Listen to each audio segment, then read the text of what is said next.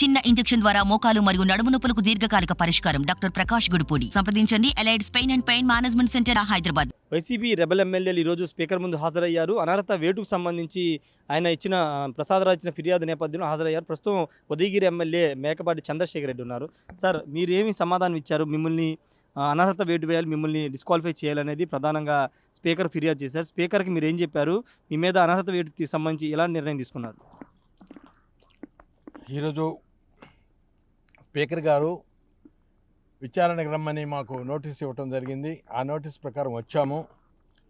మాకు ఆయన లోపలికి పోగానే అడిగిన ప్రశ్నలు చాలా తేలిగ్గా అడిగేశారు. వాటికి ఏదో ఆన్సర్ చేశాము, అంతే అన్నాడు. ఆమెను బయటకు వచ్చేసాము.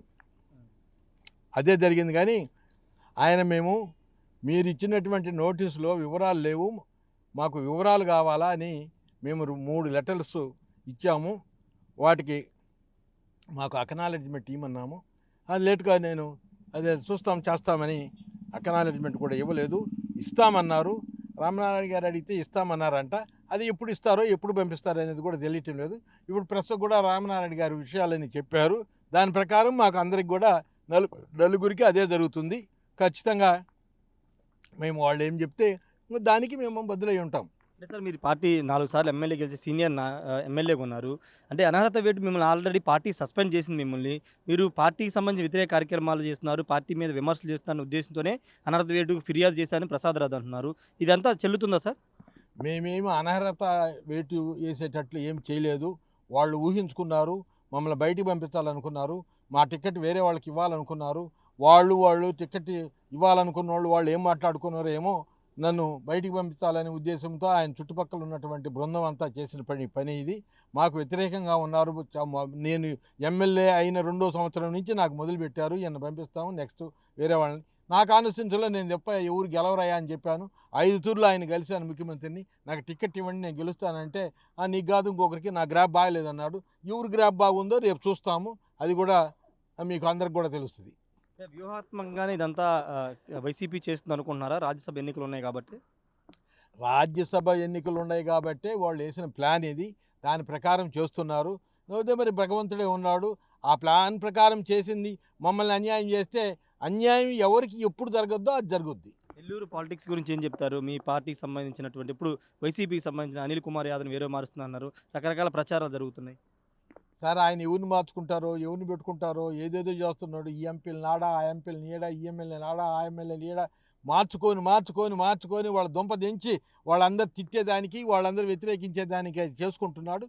అది రేపు టికెట్లు ఇచ్చేటప్పటికి అంతా మీకు తెలుస్తుంది, రాష్ట్రం అంతా తెలిసిపోతుంది. నెక్స్ట్ మేకపాటి చంద్రశేఖర్ రెడ్డి గారు ఎక్కడి నుంచి పోటీ చేస్తున్నారు? ఉదయగిరి నుంచి, టీడీపీ నుంచి పోటీ చేస్తారు సార్. టీడీపీ నుంచి టికెట్ వాళ్ళు కానీ ఇస్తే నేను పోటీ చేస్తాను, లేకపోతే నేను రాజకీయంగా ఉంటాను.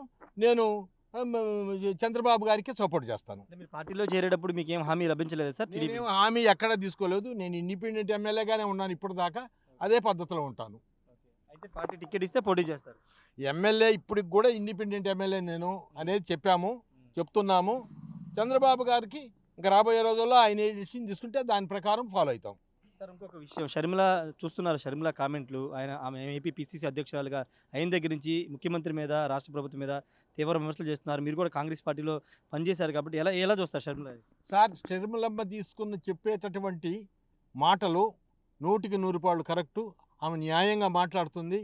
ఆమె చాలా ఇబ్బందులు పడింది. ఆమె పాదయాత్ర చేసిన 300 చిల్లర కిలోమీటర్లు తిరిగి వాళ్ళ అన్నను గెలిపించుకునేదానికి, ముఖ్యమంత్రిని చేసుకునేదానికి కష్టపడినటువంటి వ్యక్తి ఆమె. అదే ఇప్పుడు చెప్తుంది, వింటున్నాము. అంటే రాజశేఖర రెడ్డి వారసుడు కాదు జగన్, తానే అసలైన వారసురాలని అని చెప్తున్నారు. ఎస్, 100% షర్మిలమ్మే కరెక్ట్ అయిన వారసురాలు. అంటే ప్రజలు ఆమె వెంట నడిచే అవకాశం ఉందంటారా? అది భగవంతుడు ఉన్నాడు. షర్మిలమ్మ తప్పు మాట్లాడటంలే, భగవంతుడు ఆమెకు సహాయం చేస్తాడని చెప్తుంది, చేస్తాడు. భవిష్యత్తు కదండి, రాజకీయం కాస్త నానాలి కదా. నానిన తర్వాత భగవంతుడు ఏ డెసిషన్ తీసుకుంటే ఆ డెసిషన్.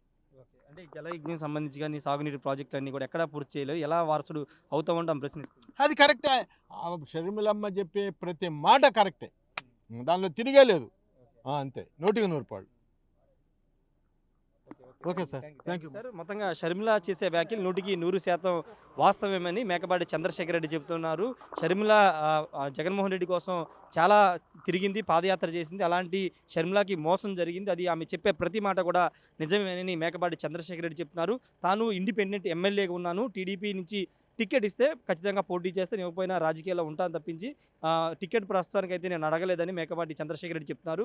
వైసీపీ ఎమ్మెల్యేలు అంటే కావాలని ఉద్దేశపూర్వకంగా మేము చేయని వ్యాఖ్యలు తీసుకొచ్చి చూపించి తమ మీద అనర్హత వేటు వేయాలని చూస్తున్నారు. అది రాజ్యాంగబద్ధంగా చెల్లే అవకాశం లేదని చెప్తున్నారు. ఏదేమైనప్పటికీ ప్రస్తుతం మేకపాటి చంద్రశేఖర్ రెడ్డి మాత్రం చాలా కీలక వ్యాఖ్యలు చేశారు. షర్మిల సంబంధించి జగన్మోహన్ రెడ్డి కాదు, షర్మిలనే నిజమైన వారసురాలు రాజశేఖర రెడ్డి అని ఆయన చేసిన పరిస్థితి ఉంది. కెమెరా పర్సన్ ఫన్నీతో రాజేష్ RTV అసెంబ్లీ నుండి.